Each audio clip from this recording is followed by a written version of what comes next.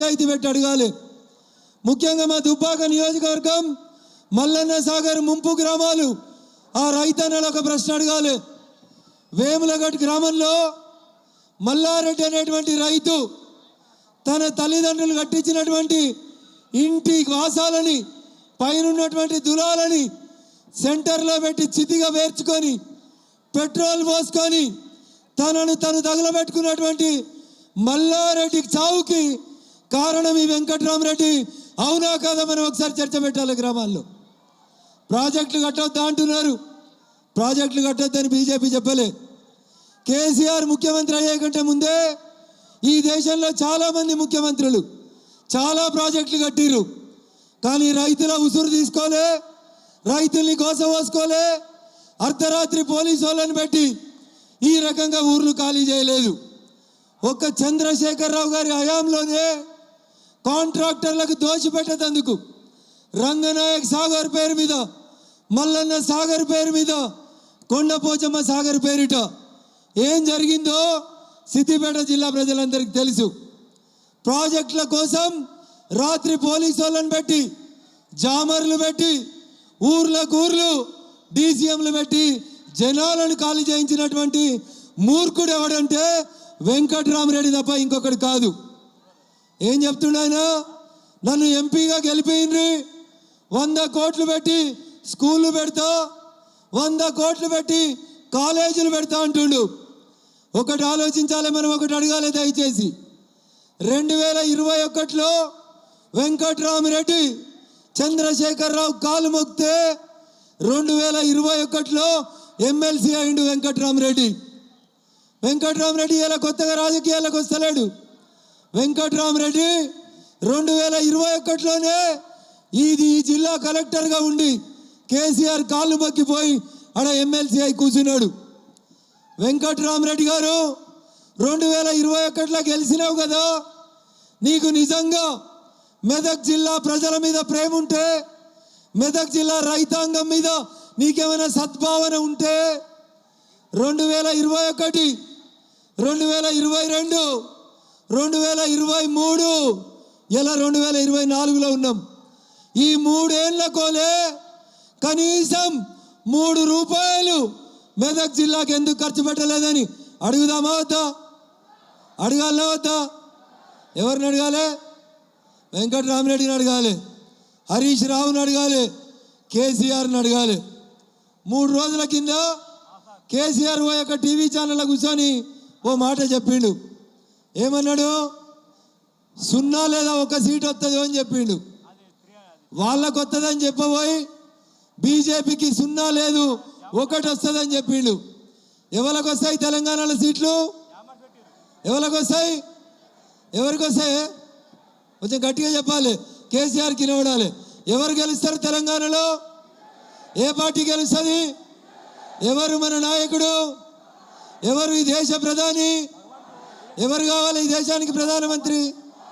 ఎవరు కావాలి? వినబడదా? Farm house దాకా గింతనా సిద్దిపేటలో బలం? జర గట్టిగా చెప్పాలి. ఎవరు కావాలి మనకు ప్రధానమంత్రి? ఎవరు కావాలి? ఎవరు కావాలి? సిద్దిపేటకు రైలు ఎవరు ఇచ్చిర్రు? సిద్దిపేటకు రైలు ఇచ్చిన మోడీ బొమ్మను తన్నిన మూర్ఖుడెవడు? తన్నిన మూర్ఖుడెవడు? తిన్న పల్లెల్లో మలమూత్ర విసర్జన చేసిన మూర్ఖుడు ఎవడంటే ఎవడు? ఎవడు? సిద్దిపేట ఎమ్మెల్యే బీజేపీ అయినా కాదు, గజ్వేల్ ఎమ్మెల్యే బీజేపీ అయినా కాదు. ఎవరిచ్చిర్రు గజ్వేల్కి రైలు? ఎవరిచ్చిర్రు? సిద్దిపేటకు రైలు ఎవరిచ్చిర్రు? మరి ఇవన్నీ మర్చిపోయి టీవీ స్క్రీన్ మీద మోడీ గారి బొమ్మ కనబడితే తన్నిన మూర్ఖుడు ఎవరు? ఎవరు? ఒకవేళ మీలాగా అధికారం ఉందని మేము తప్పు పని చేయాలనుకుంటే హరీష్ రావు ఒక్కరోజు కూడా నువ్వు ఈ ఊర్లో తిరగకపోతుంటివి. అయినా మేము ఏ రోజు కూడా ప్రజాస్వామ్య స్ఫూర్తికి భిన్నంగా పనిచేయలేదు. ఒకవేళ హరీష్ రావు మీద సిద్దిపేటలకు ప్రేమ ఉంటే మొన్న 2023లో నవంబర్ డిసెంబర్లో రిజల్ట్ వచ్చినప్పుడు కాంగ్రెస్ పార్టీకి ఒక ఆయన పోటీ చేసిండు, పూజల హరికృష్ణ అని. 20,000 రాలే తమ్మునికి, ఓడిపోయిండు పాపం. కానీ ఇలా రోజు సిద్దిపేటలో రోడ్లకి మోరీలకి ఎవరు కొబ్బరికాయలు కొడుతురు? పూజల హరికృష్ణ కొబ్బరికాయ కొడుతుండు. 30 మంది కౌన్సిలర్లు ఉన్నారు. ఒక్కడన్న పోయి మా ఎమ్మెల్యే రాకుండా ఎట్లా కొబ్బరికాయ కొడతామని ఒక్కడన్న అడ్డం పోయిందా? పోలేదంటే హరీష్ రావు మీద సిద్దిపేట వాళ్ళకి ప్రేమ ఉన్నదా, కోపం ఉన్నదా, భయం ఉన్నదా అనేది ఒకసారి అర్థం చేసుకోవాలి. ఇలా అధికారం పోయింది, హరీష్ రావు సిద్దిపేటకు వస్తలేడు. ఎందుకంటే పోలీసు వాళ్ళు గౌరవిస్తలేరు. ఆయనకు వంత పాడే సురేందర్ రెడ్డి లేడు. ఉన్నాడా సురేందర్ రెడ్డి? ఉన్నాడా సురేందర్ రెడ్డి? హరీష్ రావు అడుగులకి మడుగులెత్తే పోలీసు వాళ్ళు ఉన్నారా? ఇప్పుడు ఉన్నారా? అందుకని హరీష్ రావు కూడా వస్తలేడు. వస్తే కూడా అప్పుడప్పుడు మెల్లగా ఇట్లా వచ్చి సాటుకి వెళ్ళి వచ్చి సాటుకు పోతా ఉన్నాడు. అంతేనా? అందుకని భారతీయ జనతా పార్టీ నాయకులకి, కార్యకర్తలకు నేను సవినయంగా ఒకటే విజ్ఞప్తి చేస్తా ఉన్నా. సిద్దిపేట భయంలోంచి బయటికి వచ్చింది.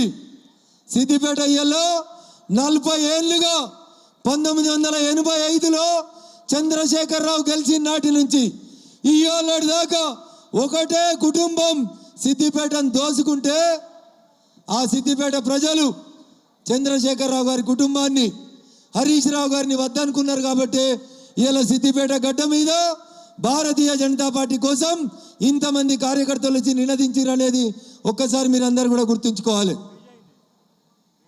చాలా మాట్లాడుతూ ఉన్నాడు హరీష్ రావు. నేను ఇవాళ రేవంత్ రెడ్డి కూడా బాగా మాట్లాడుతూ ఉన్నాడు. గంట కింద కాంగ్రెస్ పార్టీ గాంధీ భవన్ ముంగట ఓ బోర్డు పెట్టుకొని కూర్చున్నాడు రేవంత్ రెడ్డి. ఆ బోర్డులో నయవంచన అని హెడ్డింగ్ పెట్టిండు. నయవంచన అనే పదానికి పర్యాయ పదం ఎవరంటే ఈ దేశంలో కాంగ్రెస్ పార్టీ తప్ప ఇంకొక పార్టీ కాదు.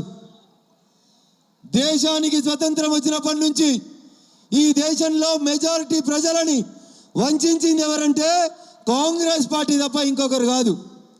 ఒక దేశానికి 2 రాజ్యాంగాలు, 2 ప్రధానమంత్రులు, 2 జెండాలు, 2 ప్రైమ్ మినిస్టర్లు ఉంటారని చెప్పి ఈ దేశ ప్రజలని వంచినటువంటి పార్టీ కాంగ్రెస్ పార్టీ. ఆ కాంగ్రెస్ పార్టీ ఆఫీస్ ముంగట నయవంచన అని ఒక బోర్డు పెట్టుకొని రేవంత్ రెడ్డి కూర్చొని ధర్నా చేస్తున్నట్టు నాటకం చేస్తుండు. నేను సిద్దిపేట గడ్డ మీదకి వెళ్ళి రేవంత్ రెడ్డి గారిని అడుగుతున్నా, ఎన్నికలు అయిపోగానే డిసెంబర్ 9వ తారీఖు నేను ముఖ్యమంత్రి అయితే వెంటనే ప్రతి రైతుకి 2 లక్షలు రైతు రుణమాఫీ చేస్తా అన్నాడు. అయిందా రుణమాఫీ? ఇగో రేవంత్ రెడ్డి దీన్ని అంటారు నయవంచన. అంటే ఓట్లేయించుకొని గడ్డకెక్కి ముఖ్యమంత్రిగా ప్రమాణం చేసి 4 నెలలు అయితే కూడా 2 లక్షల రైతు రుణమాఫీ చేయలేదు కదా. ఇగో దీన్ని అంటారు రేవంత్ రెడ్డి గారు నయవంచన అని దీన్ని చెప్తారు. ఏం చెప్పిండు? పెద్ద కొడుకు 2000 ఇస్తుండు, ముసలవ్వకి ఇస్తే ముసలాయనకి ఇస్తలేడు. ఇంటికి 2 పింఛన్లు కావాలంటే ముసలవ్వకి ముసలాయనకి ఇద్దరికి మనిషికి 4000 పింఛన్ కావాలంటే కాంగ్రెస్ పార్టీకి ఓటేయండి, వచ్చే డిసెంబర్ నుంచి మేము 4000 పింఛన్ ఇస్తా అన్నాడు. అక్క ఎవరికైనా 4000 పింఛన్ వచ్చిందా? గిడ కూర్చున్న మా వాళ్ళు చెప్పాలి, ఎవరికైనా 4000 పింఛన్ వచ్చిందా? రాలేదా? వచ్చిందా? జర గట్టిగా చెప్పాలి, గిట్టిగా వచ్చేదాకా. 4000 పింఛన్ వచ్చిందా? రాలేదు. ఇగో రేవంత్ రెడ్డి దీన్ని అంటారు నయవంచన. ఓట్ల కోసం 2000ని 4000 ఇస్తా అని చెప్పి ఓట్లు వేయించుకున్న తర్వాత ఏమైంది ముఖ్యమంత్రి గారంటే, అన్న నేను ఈడ బంగారు బిందెలు, లంకె బిందెలు ఉన్నాయనుకొని వచ్చినా ఆడ ఖాళీ కుండలు కనబడుతున్నాయని ప్రజలని మోసం చేసిన రేవంత్ రెడ్డిది ఏంటిదది? నయవంచన అంటే ఇది రేవంత్ రెడ్డి గారు. కాంగ్రెస్ పార్టీ బోర్డు పెట్టిన నయవంచన ఎవరికి అప్లికబుల్ అంటే ఈ దేశంలో పేద ప్రజలని వంచినటువంటి పార్టీ కాంగ్రెస్ పార్టీ. కాబట్టి నయవంచన అనే పదానికి పర్యాయ పదం ఎవరంటే కాంగ్రెస్ పార్టీ. ఏం చెప్పిండు? ప్రతి ఆడబిడ్డకి మహాలక్ష్మి పథకం కింద 2500 రూపాయలు గెలిచిన వెంటనే ఇస్తామని చెప్పిండు. గెలిచి 4 నెలలు అయిపోయింది. వచ్చిందా మహాలక్ష్మి పథకం? టీవీలలో, పేపర్లలో, అడ్వర్టైజ్మెంట్లో కనబడుతుంది తప్ప ఏ పేదింటి ఆడబిడ్డకి కాంగ్రెస్ పార్టీ ఇస్తా అన్నటువంటి 2500 రూపాయల మహాలక్ష్మి పథకం కింద ఈ రోజు దాకా కూడా డబ్బులు రాలేదు. అయ్యా రేవంత్ రెడ్డి గారు, ఇగో దీన్ని నయవంచన అని చెప్తారు తప్ప భారతీయ జనతా పార్టీ ఏ రోజు కూడా ప్రజలని మోసగించలేదు. మీరు మాట్లాడితే హామీలు అని చెప్తారు, కానీ నరేంద్ర మోడీ గారు మాట్లాడితే గ్యారంటీ అని చెప్తారు. మోడీ గారు గ్యారంటీ అంటే ఖచ్చితంగా అమలయ్యేటువంటి గ్యారంటీ. ఈ దేశం కాదు, ప్రపంచం విశ్వసించేటువంటి నాయకుడు ఎవరంటే అది నరేంద్ర మోడీ గారు తప్ప ఇంకొకరు కాదనేది మీరు అందరూ కూడా దయచేసి అర్థం చేసుకోవాలి. మొన్న మెదక్కి కాంగ్రెస్ పార్టీ క్యాండిడేట్ నామినేషన్ వేసేందుకు వచ్చినప్పుడు రేవంత్ రెడ్డికి ఇట్లే వచ్చి ఏది పడితే అదే మాట్లాడిండు. మోడీ గారు ఏమిచ్చిర్రు, మెదక్కి ఏమిచ్చిర్రు అని అడిగిండు. దుబ్బాకకి బస్సులు వేసుకొని వస్తా అన్నాడు. బీజేపీకి గడీలు ఉన్నాయో అన్నాడు. నేను చెప్పిన రేవంత్ రెడ్డి గారు, మీరు రండి దుబ్బాకకి, మా అమ్మ నాన్న ఇద్దరు కూడా ఒప్పుకున్నారు. వాళ్ళు ఉండే గడిని రేపంటే రేపే మీ పేరు మీద రిజిస్ట్రేషన్ చేస్తామని పిలిస్తే తోక ముడిచి పారిపోయినటువంటి వ్యక్తి ఈ రాష్ట్ర ముఖ్యమంత్రి రేవంత్ రెడ్డి గారు. నోటికి ఏదొస్తుంది మాట్లాడతాం, అబద్ధాలు ఆడతాం, బట్టగాల్చి మీద వారేస్తాం. మోడీ రూపాయి ఇవ్వలేదు మెదక్ అని చెప్తే నేను చెప్పిన రేవంత్ రెడ్డికి, రూపాయి మెదక్ కాదు, నువ్వు గెలిచిన కొడంగల్ కోయ్, నీ కొడంగల్ నియోజకవర్గంలో ఇట్లా కట్టిన రైతు వేదికను అడుగు. ఆ రైతు వేదికకి నరేంద్ర మోడీ గారు 10 లక్షలు ఇచ్చిర్రు. రేవంత్ రెడ్డి గారు నీ కొడంగల్ కోయ్, ప్రతి ఊర్లో ఊరవతల కట్టిన శ్మశాన వాటికను అడుగు, వైకుంఠ ధామాన్ని అడుగు, దానికి ఇచ్చినటువంటి పైసలు నరేంద్ర మోడీ ఇచ్చిర్రు అని చెప్తారు తప్ప కాంగ్రెస్ పార్టీ బీఆర్ఎస్ పార్టీ ఇవ్వలేదు. గ్యారంటీగా చెప్పిన ప్రతి పని చేసేటువంటి పార్టీ భారతీయ జనతా పార్టీ, నరేంద్ర మోడీ గారి నాయకత్వం అయితే మోసం, వంచన ఈ 2 పదాలకి పర్యాయ పదం ఎవరంటే కాంగ్రెస్ పార్టీ. మెదక్లో రఘునందన్ రావు గెలుపుని ఆపేందుకు రేవంత్ రెడ్డి, హరీష్ రావు ఇద్దరు కలిసి కుట్ర చేసి ఎవరినో ఒక్కరిని గెలిపించాలని విమానాలలో చాటి చీకటి ఒప్పందాలు చేసి కుట్రలు చేస్తూ ఉన్నారు. ఆ కుట్రల్ని తిప్పికొట్టాల్సినటువంటి బాధ్యత మీ అందరి మీద భారతీయ జనతా పార్టీ రక్షకులు, సైనికులైనటువంటి వారియర్స్ అయినటువంటి మీ అందరి మీద ఉందని చెప్పి నేను ఈ సందర్భంగా సవినయంగా అప్పీల్ చేస్తూ ఉన్నా. నేను రేవంత్ రెడ్డి గారి కోసం 2 రోజులుగా ఎదురు చూసిన. బస్ వేసుకొని వస్తాడేమో రేవంత్ రెడ్డి దుబ్బాకకి, మెదక్కి మోడీ గారు ఏం చేసిరో చూపెడదామని. కానీ రేవంత్ రెడ్డికి ధైర్యం సరిపోలేదు. అందుకని నేనే ఒక పుస్తకం తయారు చేసి చింతమడకకి ఏమిచ్చినాం, తోటపల్లికి ఏమిచ్చినాం, మిగతా గ్రామాలకి దుబ్బాకకి ఏమిచ్చినాం, చిన్న కోడూరుకి ఏమిచ్చినాం, ఇట్లా ప్రతి నియోజకవర్గంలో ప్రతి గ్రామానికి ఏమిచ్చినామని చెప్తూ చాలా స్పష్టంగా ఒక పుస్తకాన్ని పోస్ట్ ఆఫీస్ ద్వారా రిజిస్టర్ పోస్ట్ నుంచి రాష్ట్ర ముఖ్యమంత్రి రేవంత్ రెడ్డి గారికి పోస్ట్లో పంపడం జరిగింది. అది చదువుకొని మరి అన్న ఇంగ్లీషులు ఉంటే నాకు అర్థం కాలేదు అంటాడేమో అని తెలుగులోనే పుస్తకం రాసి టైప్ చేయించి రేవంత్ రెడ్డి గారికి పంపించి 2 రోజులైంది. ఇవాళ దాకా రిప్లై రాలే. కొత్త నాటకం మొదలుపెట్టిండు. నయా వంచన పేరిట ఓ కొత్త నాటకం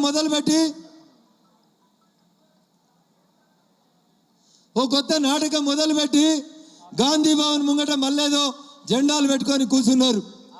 ఒకటి అడగండి, రఘునందన్ ఈ గడ్డ మీద పుట్టినోడు, జై తెలంగాణ అన్నోడు, ఈ ప్రాంతం కోసం, ఈ నియోజకవర్గం కోసం పటాన్ చెరువు నుంచి దుబ్బాక దాకా ప్రతి నియోజకవర్గంలో ప్రతి గ్రామంలో ప్రజలతో ప్రత్యక్షమైన సంబంధాలు ఉన్నోడు.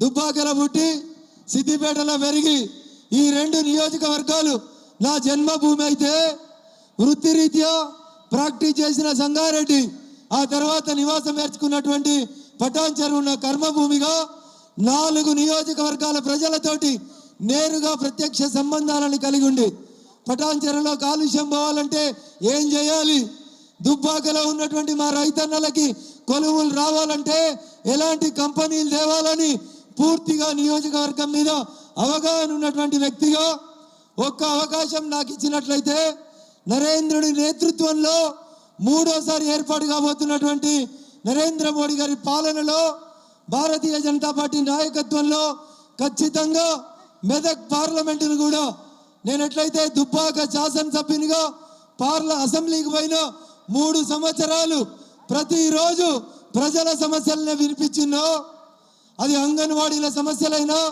ఆశా వర్కర్ల సమస్యలైనా, గ్రామ పంచాయతీ స్కావెంజర్ల సమస్యలైనా, ఊడ్చటోళ్ళకి జీతం రాకపోయినా, ఆఖరికి హోంగార్డులకి జీతాలు ఇవ్వకపోయినా పేదోడి గొంతుగా అసెంబ్లీలో నిలబడి కొట్లాడింది ఎవరంటే ఇదే రఘునందన్ దుబ్బాక శాసనసభ్యునిగా కొట్లాడిన. ఆఖరికి మనందరం జై తెలంగాణ అన్న రోజు జయ జయ హే తెలంగాణ జననీ జయకేతనం అనేటువంటి పాటను ఎందుకు తెలంగాణ రాష్ట్ర గీతంగా పెట్టలేదు కేసీఆర్ అని మొట్టమొదటి రోజు అసెంబ్లీకి పోయిన రోజు నిలబడి కొట్లాడి అడిగినటువంటి వ్యక్తి ఎవరంటే మీ రఘునందన్. కొట్లాడేటోడు కావాలన్నా, దొరబాంచన్ని కాలు మొక్తా నాకు కలెక్టర్ పదవి వద్దు ఎమ్మెల్సీ పదవి కావాలనేటోడు కావాలన్నా ఒక్కసారి దయచేసి ఆలోచించాలి. ఏం చేసిండు వెంకట్రామరెడ్డి? 3 ఏళ్లలో ఎమ్మెల్సీ అయితే 3 రూపాయలు ఇవ్వలే మెదక్ నియోజకవర్గానికి. కానీ ఒక పని చేసిండు, కోకాపేటలో ఎకరం 100 కోట్లు పెట్టి 10 ఎకరాలు కొనుక్కొని 1000 కోట్ల రూపాయల ఆస్తి ఎట్లా సంపాదించాలో 3 ఏళ్లుగా వెంకట్రామరెడ్డి పనిచేసిండు తప్ప పేద ప్రజలకి కనీసం ఎంగిల్ చేయితోటి కనీసం కూడా చేయి కూడా విదల్చలేదు. ఆయన వచ్చి నేను స్కూళ్ళు కడతా, కాలేజీలు కడతా, ఇంకేదో కడతా అని మోసం చేసేటువంటి ప్రయత్నం చేస్తూ ఉన్నాడు. అందుకని విఘ్నులైనటువంటి మా మెదక్ పార్లమెంట్ ఓటర్ మహాశైలకి నేను సవినయంగా చేసేటువంటి అప్పీల్ ఒకటే, మన బలం మన కార్యకర్తలు. భారతీయ జనతా పార్టీ బలగం 45 డిగ్రీల టెంపరేచర్ ఉంటే కూడా కదలకుండా ఇక్కడ కూర్చున్నటువంటి కార్యకర్త బంధువుల బలం భారతీయ జనతా పార్టీ బలం తప్ప ఇంకొకటి కాదు. మీరైనా బలంగా, మీరైనా ఆశగా, మీరైనా శ్వాసగా మెదక్ పార్లమెంటును గెలిపించాలని నాడు నరేంద్రుడు కలలు గని నా దేశం విశ్వగురు కావాలని ఆ రోజు నరేంద్రుడు కలలు కంటే నాటి నరేంద్రుడి కలలని ఈరోజు ఈ నరేంద్రుడు సాకారం చేస్తూ ఐఎమ్ ఎన్ ఇండియన్ అని అబుదాబి పోయినా, ఆడిలైడ్ పోయినా, ఆస్ట్రేలియా పోయినా, అమెరికా పోయినా ఐఎమ్ ఎన్ ఇండియన్ అని గర్వంగా చెప్పుకునే రీతి లోపల ఈ దేశ కీర్తి ప్రతిష్టలను పెంచుతున్నటువంటి నాయకుడు నరేంద్ర మోడీ గారు. అంత గొప్ప నాయకుని నాయకత్వంలో మనం ఎంత గొప్పగా పనిచేయాలనో దయచేసి ఒకసారి మా కార్యకర్త బంధువులు ఆలోచించాలి. ఇదే ఇంత ఎండలో వేరే పార్టీ వాళ్ళు మీటింగ్ పెట్టాలంటే కనీసం అది ఊహ కూడా అందదు, కుర్చీలు తప్ప ఏం మిగిలాయి. కానీ భారతీయ జనతా పార్టీ కార్యకర్తల కమిట్మెంట్, ఆత్మవిశ్వాసం ఎంత గొప్పదంటే మీకు అందరికీ తెలియదు, గుర్తు చేద్దాం అనుకుంటున్నా. 1985లో నిమ్మా నరసింహారెడ్డి గారు ఇదే సిద్దిపేట అసెంబ్లీ నుంచి భారతీయ జనతా పార్టీ ఎమ్మెల్యే అభ్యర్థిగా పోటీ చేస్తే 1985లో బీజేపీకి వచ్చిన ఓట్లు 19,000 ఓట్లు వచ్చినాయి. ఎన్ని వచ్చినాయి? 1985లోనే భారతీయ జనతా పార్టీ గడ్డ మీద అంత గొప్ప పెర్ఫార్మెన్స్ చేసింది. తుపాకులు పట్టుకొని ఇల్లు వేలు చేస్తామని, చంపేస్తామని, కాషాయం కండువా దించుతావా చస్తావా అని బెదిరిస్తే బుల్లెట్లకు ఎదురొడ్డి నిలబడ్డటువంటి గడ్డ ఈ సిద్దిపేట గడ్డ. ఇది ఎప్పటి నుంచో కాషాయానికి అడ్డా తప్ప ఇంకొకటి కాదని మీరు ఈ సందర్భంగా అర్థం చేసుకోవాలి.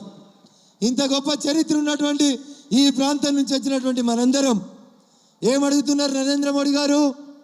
ఈ దేశం బాగుండాలంటే 11వ స్థానంలో ఉన్న ఇండియన్ ఎకానమీని 5వ స్థానానికి తీసుకొచ్చినాను. ఇంకొకసారి గెలిపిస్తే భారతదేశ ఆర్థిక స్థితిగతులని ప్రపంచంలో 3వ స్థానానికి తీసుకొస్తాను. 2047 వరకు భారతదేశం ప్రపంచానికి విశ్వగురువుని చేస్తానని చెప్తున్నటువంటి నాయకుడు నరేంద్ర మోడీ గారు. అంత గొప్ప నాయకుని నాయకత్వంలో పనిచేసేటువంటి అదృష్టం మనందరికీ లభించింది. ఆ రోజు అద్వానీ గారి నాయకత్వంలో రామ మందిరం కోసం జరిగిన రథయాత్రలో మనం పాల్గొనకపోవచ్చు, కానీ ఈరోజు నరేంద్రుడి నాయకత్వంలో అయోధ్యలో నిర్మించబడినటువంటి బాలరాముణ్ణి మీలో చాలామంది ఇప్పటికే దర్శించుకున్నారు. మెదక్ పార్లమెంట్ సభ్యునిగా ఎన్నికలు పూర్తయిన తర్వాత సిద్దిపేట కూడా రైలు వచ్చిందన్నా తప్పకుండా సిద్దిపేటలో రైలు ఎక్కి అయోధ్యకు పోయి ఆ రాముని దర్శనాన్ని చేసుకొని వద్దామని చెప్పి నేను ఈ సందర్భంగా మీకు అందరికీ తెలియజేస్తా ఉన్నా. 500 సంవత్సరాలుగా ఇట్లా టెంట్లో ఉండే మన రాములోరు యాడుండే టెంట్లో ఉన్నటువంటి రాములోరికి నీడ కల్పించిండు నరేంద్ర మోడీ గారు. స్వార్థం లేదు. అద్వానీ గారు మాట చెప్పిండు, రాములోరు తన గుడిలో ప్రాణ ప్రతిష్ఠ కార్యక్రమాన్ని నరేంద్ర మోడీ గారి చేతుల మీద జరగాలని కోరుకున్నాడేమో, బహుశా అవకాశం ఆ రాముడే నరేంద్ర మోడీకి ఇచ్చిండు అని చెప్పిండు. అంత గొప్ప నాయకత్వం నరేంద్ర మోడీ గారి నాయకత్వం. కాశ్మీర్ నుంచి కన్యాకుమారి దాకా ప్రజలందరూ కూడా మరొకసారి నరేంద్ర మోడీ గారు గెలవాలని 400 సీట్లు రావాలని కోరుకుంటారు. ఇందాక మిత్రుడు భాష చెప్పినట్టు ఈడొకరు ఆడొకరు కొందరు మొరుగుడు మొదలు పెట్టారు. 400 వస్తే రిజర్వేషన్లు తీసేస్తారు, 400 వస్తే రాజ్యాంగం మారుస్తారని. వాళ్ళకి మనం అందరం చెప్పాలి, ఉన్న రిజర్వేషన్లు ఉన్నది ఉన్నట్టుగా ఉండగానే అగ్రవర్ణాల పేదలకి 10% ఈడబ్ల్యూఎస్ రిజర్వేషన్లు కూడా తెచ్చిండు నరేంద్ర మోడీ తప్ప ఈ దేశంలో ఏ ఒక్కరికి కూడా ఇప్పటిదాకా 1% కూడా రిజర్వేషన్ తొలగించినటువంటి నాయకుడు నరేంద్ర మోడీ గారు. బీసీ కమిషన్కు చట్టబద్ధత తెచ్చిండ్రు. 27 మందిని కేంద్రంలో బీసీలను మంత్రులను చేసినటువంటి నాయకుడు నరేంద్ర మోడీ గారు. చంద్రశేఖరరావు ఇద్దరికే ఇచ్చిండు, రేవంత్ రెడ్డి కూడా ఇద్దరికే ఇచ్చిండు. రేవంత్ రెడ్డి వచ్చి మెదకులో చెప్తాడు, ఇగో బీసీ బిడ్డ పోటీ చేస్తున్నాడు, ఈడ బీసీ బిడ్డ కోటేయ్యి అని చెప్తాడు. అయ్యా రేవంత్ రెడ్డి 2023 నవంబర్లో పటాన్ చెరువు నుంచి కాంగ్రెస్ పార్టీ నుంచి కూడా ఒక బీసీ బిడ్డనే పోటీ చేసిండు. మరి ఆయన ఓడగొట్టింది ఎవరు? ఇలా నువ్వు బీఫామ్ ఇచ్చిన ఆయన ఎవరు మీ క్యాండిడేటు? 30 రోజుల ఎలక్షన్ టైంలో 4 పార్టీలు మారొచ్చినోడు. ఈటల రాజేందర్ ముదిరాజుకి టిఆర్ఎస్ పార్టీలో అన్యాయం జరిగితే చంద్రశేఖరరావు పక్క నుండి సప్పట్లు కొట్టిన ఆయన ఎవరంటే ఇలా కాంగ్రెస్ పార్టీ క్యాండిడేట్ తప్ప ఇంకొకరు కాదు. ఇలా వచ్చి కులం ఎట్లా క్లెయిమ్ చేస్తావన్నాను? ఈటల రాజేందర్ ముదిరాజు గారికి అన్యాయం జరిగిన రోజు నువ్వు టిఆర్ఎస్ పార్టీకి రాజీనామా చేసి బయటపడేసి వచ్చుంటే ఇలా నీ కులం నిన్ను స్వాగతించేది. అందుకని రేవంత్ రెడ్డి గారు నీ క్యాబినెట్లో సగం బీసీలు ఉండాల్సిన చోట 2 బీసీలను పెట్టుకొని రేపు గెలిస్తే మేము ముదిరాజులకు మంత్రి పదవి ఇస్తాము అంటున్నాడు. నేను అడుగుతున్నా రేవంత్ రెడ్డి గారిని, 119 మంది ఎమ్మెల్యేలలో ఒకడే ఒక ఎమ్మెల్యే ముదిరాజు బిడ్డ నీ సొంత జిల్లాకి వెళ్ళి గెలిచిండు. ఎందుకు వెళ్ళే రేవంత్ రెడ్డి మంత్రి పదవి? ఎవరు వద్దన్నారు మంత్రి పదవి ఇస్తా అంటే? నీ పాలమూరు బిడ్డనే కదా గెలిచింది, ఎందుకు ఇవ్వలేదు అంటే రేవంత్ రెడ్డి నైజం ఏంటంటే ఓడ దాటేదాకా ఓడమల్లన్న, ఓడ దాటిన తర్వాత బోడమల్లన్న అనేటువంటి నాలుడి తప్ప ఇంకొకటి కాదు. అందుకనే రైతు రుణమాఫీ చెప్పినా, మహాలక్ష్మి పథకం చెప్పినా, 500లకే సిలిండర్లు అని చెప్పినా, అరచేతిలో వైకుంఠం చూపెట్టినా ఆయన చేసేది కేవలం మోసం అంటే మోసం తప్ప ఇంకొకటి కాదు. అందుకని 10 సంవత్సరాల చంద్రశేఖరరావు పాలన చూసి 6 నెలల కాంగ్రెస్ పాలన చూసిన తర్వాత ఈరోజు ప్రజలంతా ఒకటే మాట చెప్తా ఉన్నారు, ఈ తాప మేము వేసే ఓటు పువ్వు గుర్తుకేస్తాం, నరేంద్ర మోడీ గారికి వేస్తాం, మళ్ళొకసారి ఈ దేశానికి ప్రధానమంత్రి నరేంద్ర మోడీ గారు కావాలనేటువంటి ఒక లక్ష్యంతో ప్రజలందరూ కూడా ముందుకు పోతా ఉన్నారు. అందుకని నేను మీకు చేసేటువంటి విజ్ఞప్తి ఏంటంటే దయచేసి ప్రతి ఇంటిని కలవండి, ప్రతి వ్యక్తిని కలవండి. ఒక్కసారి మనం వెళ్ళి ఒక ఇంటికి పోయి నరేంద్ర మోడీ గారికి ఓటేయమని అడిగితే ఖచ్చితంగా ప్రజలు మనకు ఓటేయడానికి సిద్ధంగా ఉన్నారు. అందుకని ఇంతకంటే మంచి అవకాశం ఇంకొక అవకాశం రాదు. ఉదయం సాయంత్రం ఖచ్చితంగా ప్రతి తలుపును తట్టి నరేంద్ర మోడీ గారి బొమ్మను అక్కడ ఇచ్చి నరేంద్ర మోడీ గారు చేసినటువంటి మంచి పనులని ప్రతి కుటుంబానికి తెలియజేస్తే ఖచ్చితంగా మెదక్ పార్లమెంటు మీద ఏ జెండా ఎగురుతుంది? ఏ జెండా ఎగురుతుంది? కొంచెం గట్టిగా చెప్పాలి. నాకు తెలుసు మీకు అందరికి ఆకలి అవుతుంది, కానీ అమిత్ షా గారు కూడా వచ్చేసి మైక్ వారికి హ్యాండ్ ఓవర్ చేస్తారు. ఒకసారి గట్టిగా చెప్పాలి, గెలిచేది ఎవరు? మెదక్ గెలిచేది ఎవరు? ఎవరు గెలుస్తారు? ఏ పార్టీ గెలుస్తుంది? ఎవరికి బహుమానం ఇవ్వాలి మనం? ఎవరికి? వినబడ్డదా? ఫామ్ హౌస్ దాకా పాప నడవనే వస్తలేదు. బస్ వేసుకొని బయలుదేరిండు. యాడికి? ఊర్ల పంటి తిరుగుతాడట. ఒక మాట మనం ఊర్లలో చెప్పాలి. రఘునందన్ దుబ్బాకలో వెళ్ళలే కదా అన్నాడు హరీష్ రావు. హరీష్ రావుని అడుగురి, మరి నీ మామ కామారెడ్డిలో వెళ్ళలే కదా, చెల్లిండా చెల్లలే కదా. రేవంత్ రెడ్డి కూడా కామారెడ్డిలో వెళ్ళలే కదా. ఎవరు బండకేసి కొట్టిరు కామారెడ్డిలో? ఈ కాషాయం జెండానే ఆ రేవంత్ రెడ్డిని, ఆ చంద్రశేఖర్ రావుని కామారెడ్డిలో బండకేసి కొట్టిందా? రేపు మెదక్ పార్లమెంట్ కూడా గెలిచేది ఎవరు? కాషాయం జెండా. నరేంద్ర మోడీ గారి ఆశీస్సులతో మనం అందరం గెలవబోతా ఉన్నాం.